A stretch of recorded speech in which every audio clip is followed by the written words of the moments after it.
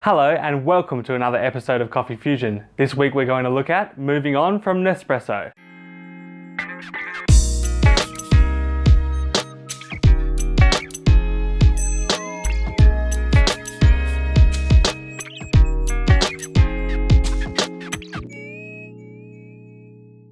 So last week I posted a blog all about why I love Nespresso, and it was talking about how Nespresso is a kind of a building point to getting people into brewing coffee at home. But this week I wanted to create a video showing you how you could move on from Nespresso when you are ready to take the next step in your home coffee making journey. So I borrowed an Nespresso machine from a friend. Actually, no, this person is a good friend of mine. The reason I could borrow it is because they have moved on from Nespresso and it was just sitting in their cupboard. Anyway, first of all, I played around with it a little bit to find some of the drawbacks with the Nespresso machine model. So of course, with the pods, you've got pre-ground coffee, and we know we make the best coffee when we go to grind it just before we go to brew. So that is a bit of a drawback in itself. The next thing to kind of note is the amount of coffee in that pod itself is only about 5.7 grams, when normally we'd extract a double shot with about 19-20 grams of coffee. And so then I did a bit of an experiment with the yield, which is the amount of extraction that comes out from the machine. And I saw that in this case, I got 53.8 grams of coffee as a yield. And this compares to a double shot of espresso, which is probably more so typically around 30 to 40 grams.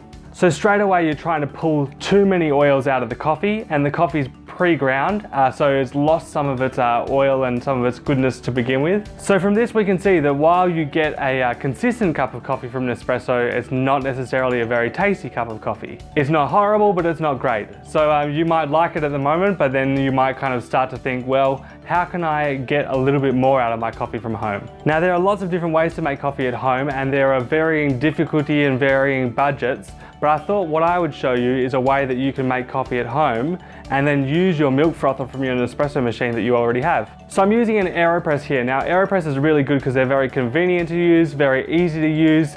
You can make an espresso style shot, or you can make a filter style coffee with them. So for this recipe, I'm just going to mimic what I do for my espresso machine. So I've got 20 grams of coffee, I saturate those grinds, and then I add the water up to 50 grams. Get that lid on, and now a trick I'm using here is I'm using 2 filters, and that just slows things down, builds up a little bit more pressure, so you get that syrupy mouthfeel in your shot of coffee. So I flip that over and extract it, put that into my cup, and so now the base of your coffee is going to be a really nicely extracted, rich kind of creamy mouthfeel, rather than that over-extracted Nespresso shot. So from here you can go ahead and froth your milk the way you normally would with your Nespresso maker, whether you like that flat white sort of thin style or that frothier cappuccino style. The one thing I found with the milk frother is that it heats the milk up a little bit too much. So I would stop it just a little bit earlier, and then that would make sure that the milk doesn't kind of burn, and then that way you get a sweeter milk as well. Lastly, the latte art was a little bit harder to pour on this, and that's because the way that whirlpool works with Nespresso, it kind of separates the froth and it doesn't combine it all the way in, which makes it harder to pour your latte art. Obviously, if you've used Nespresso a lot more, you might know a little trick that I don't know, but I found it a little bit difficult.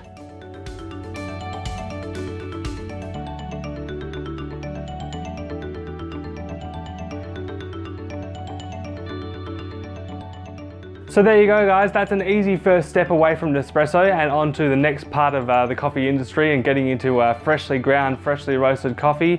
If you haven't tried Coffeefusion coffee before, you can do so by buying a 100-gram sample, and the 100-gram sample will get posted and shipped to you for $10 anywhere in Australia. Obviously, if you buy a little bit more, it's a bit cheaper. I also have cups and grinders and Aeropresses for sale. If you need to get that kind of gear, that's what I've got. You can find it all at coffeefusion.com.au. So I hope you guys really enjoyed this, and if you guys are watching Coffeefusion every week and don't really have Nespresso, this one didn't really relate to you as much. But if you have a friend who's still using Nespresso, make sure you flick this video their way so they can learn a bit more about making that transition if they want to. And if you're not finished with coffee on the internet yet, check out coffeefusion.com.au.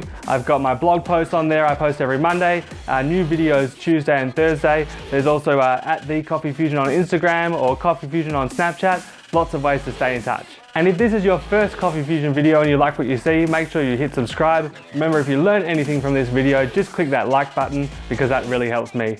Thanks very much, guys, and I'll see you next week.